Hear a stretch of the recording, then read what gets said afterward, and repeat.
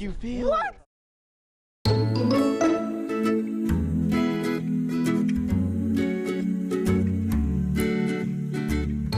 What's going on, people? It is Irish Gunner HD here, you can call me Irish, and I hope you enjoyed the intro clip. So, that was basically, if you couldn't tell, I spawned in after getting killed. I spotted the guy at the far end of our spawn on No Shower Canals 2015, or 2016, whatever they call it. Seen him, and basically went down and ended his 17 kill streak, or technically 18. I guess he killed somebody and got revived. But yeah, it was pretty funny. But yeah, so today you're going to just be watching some more Battlefield 4 highlights. Again, if you're not somebody that watches my videos and you just kind of like listen to them in the background, I would actually advise that you watch this one. I've gotten some really good highlights. Like, I've really gotten rid of all the crap that were just kind of like low kill streaks or whatever. So if I show you a clip in my videos, like in the next couple of, like the next few videos that I make, the chances are that they'll be at least somewhat enjoyable. So, yeah, today I thought, as you can tell by the title, I would compliment Battlefield 4 for a bit. So about a week and a half ago, I was on Reddit, and somebody left like a really ignorant comment or something like that about why Battlefield 4 is crap and it's not good and all that. And in my attempts to stick up for the game, I realised how good Battlefield 4 has actually turned out to be. To give it like a brief rundown for anyone that like wasn't in it at the start. As games in general tend to do nowadays, the game launched pretty rough. It was fairly bad. Like, it wasn't anywhere near like Assassin's Creed Unity or level around like that. But it wasn't great. Lots of bugs, lots of issues. I personally didn't have too many problems. Like, I didn't experience too many bugs around like that. But the frame rate was atrocious. I couldn't play it on the lowest settings. I could like at higher than like 30 or 40 frames per second, and like fair enough, I was on a 650 Ti, but even so, on low settings I should have at least been getting like 60. But yeah, basically it had a lot of problems. Like, there was some weapon balance issues. The Ace 23 was by far, like, in a way, the most powerful gun. Yeah, I don't really remember. Like, there were some balance issues. Rush was atrocious. They did a big rush a big sweep of the Rush kind of game mode, and basically, yeah, it just released in kind of a rough state. And they've done some crazy good things. DICE LA, I should specify again. If you don't know, when DICE Sweden took on Battlefront, Star Wars Battlefront. When DICE LA took on, when DICE Sweden took on Star Wars Battlefront, they transferred like the main kind of responsibilities of kind of cleaning up the rough edges, as you might put it. They gave that responsibility to a studio in LA called DICE LA, and they really did a great job with it. So basically, I'm going to read my comment and then just kind of expand a little bit about it. I think the guy asked me what was my top 3, like what would I consider like my top FPS games. He was just looking for a perspective on why I said Battlefield was so good. So I'll go from there, and then basically, yeah.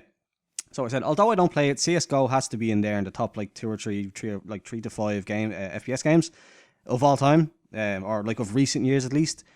Millions of players can't be wrong, and I stand by that. Then the third spot for me personally will be a tie between Insurgency, Black Ops 3, or kind of any of the, I don't know, Black Ops 3, Black Ops 2, Black Ops 2, Black Ops 1. Like, some of the recent Call of Duties have been pretty good.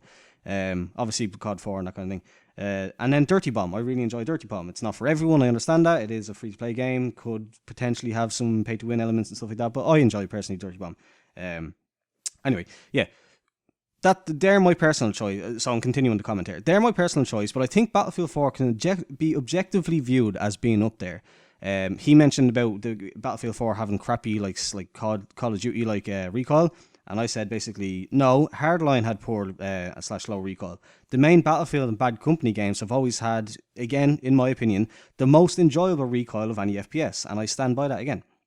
It's pretty high on most weapons. It's not laser accurate like Call of Duty, but there's slightly more predictable and controllable recoil than something like CSGO's weird to me personally, T-shaped patterns. Like, it's bizarre to me that the guns kick up and then go side to side. Like, with Battlefields, they go up side to side, or they go up to one direction, and it's kind of easier to kind of get the hold of.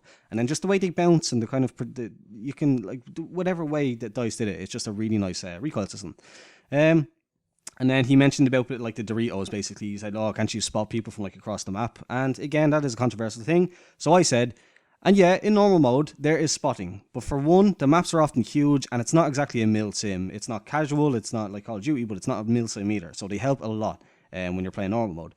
And they're very in-depth in how they work. Like, anyone who's actually read into how spotting works, there's so much like differences in how you're spotted, who spots you, what spots you, that kind of like how long you stay spotted for, depending on where you are or what vehicle you're in, or the game mode, or like, all these kind of different things play into account. It's not just you click a button, the person stays spotted for the entire game.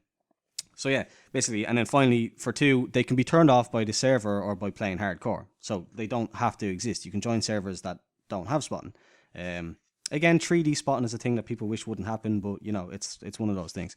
And so that's the thing for me, and that's where I'm getting at with this commentary overall, is that the sheer customizability of Battlefield 4, since DICE LA specifically took it over, if you've ever gone into the menu settings and gone into some of the advanced settings, there's ridiculously detailed customizable stuff in there.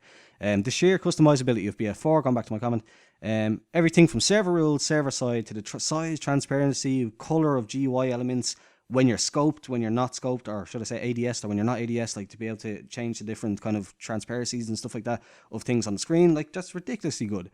They make it so much deeper than what most people recognize. And that's before you actually even just get to the game modes. That's before you get to the maps, the weapons, the attachments, the equipment, the vehicles, TLDR, shit's fire, yo.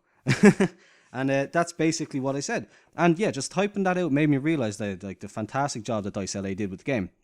It's really, really good now. It's really solid. Again, if you're still suffering from things like lag or kind of frame rate issues, again, that I don't know what to say to you. But from my personal experience, is that when I follow my own personal server, how to join a server rules, so that I get the minimum lag with like the minimum ping and stuff like that, and having a good system, obviously having an SSD, so I join into games quickly, having a good graphics card and having a good CPU, and then playing it like a good overclock CPU, and playing it on some like reasonable settings, so I'm getting constantly 144 frames. Everything about the game is just smooth. It's smooth as butter. I didn't think that I'd ever like Battlefield 4 as much as I liked playing No Shower Canals TDM on BF3. For me, just again, I'm not that old. I'm only 24, so I wasn't into like the old school kind of Quake and Doom and all that. So like most people would probably look at my preferences in FPS and go, well, that's just bad. You are bad. They're bad choices. But for me personally, BF3 TDM Canals was the tightest, crispest, most enjoyable FPS kind of experience that I'd had in a long, long time.